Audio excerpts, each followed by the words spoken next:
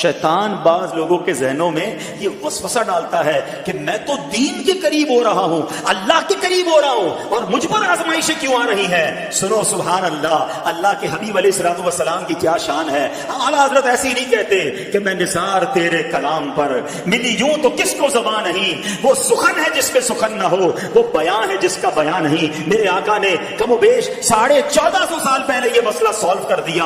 حضرت سیدنا سعد بن ابو وقاص رضی اللہ تعالیٰ عنہ فرماتے ہیں کہ میں نے عرض کی یا رسول اللہ صلی اللہ تعالیٰ علیہ وسلم، سب سے زیادہ مصیبتیں کن لوگوں پر ہوئی؟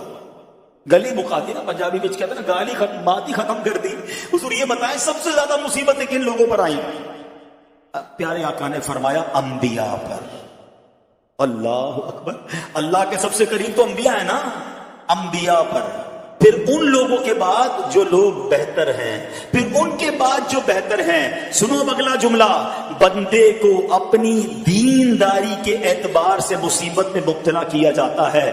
اگر وہ دین میں سخت ہوتا ہے اس کی آزمائش بھی سخت ہوتی ہے، اگر وہ دین میں کمزور ہوتا ہے تو اللہ عز و جل اس کی دینداری کے مطابق اسے آزماتا ہے۔ بندہ مصیبت میں مبتلا ہوتا رہتا ہے یہاں تک کہ اس کی دنیا میں ہی اس کے سارے گناہ بخش دیے جاتے ہیں۔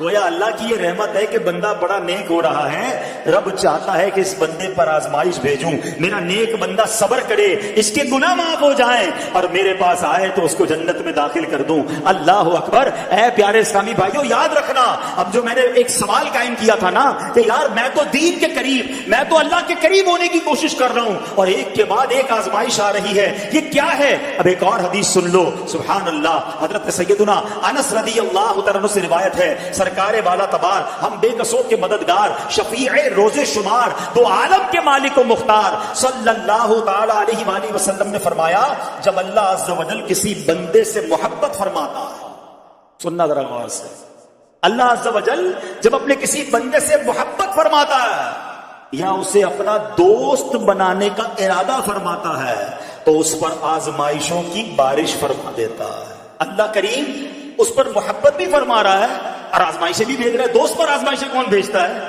دوست کو تو راحتیں ڈالی جاتی ہیں۔ ہائے ہائے، اب یہی تو امتحان ہے، یہی تو چیک ہے۔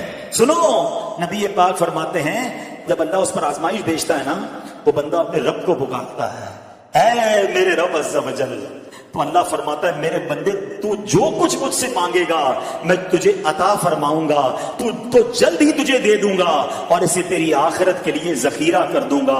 سبحان اللہ، یعنی اللہ والوں کو آزمایا جاتا ہے، ان کے درجات بلند کیے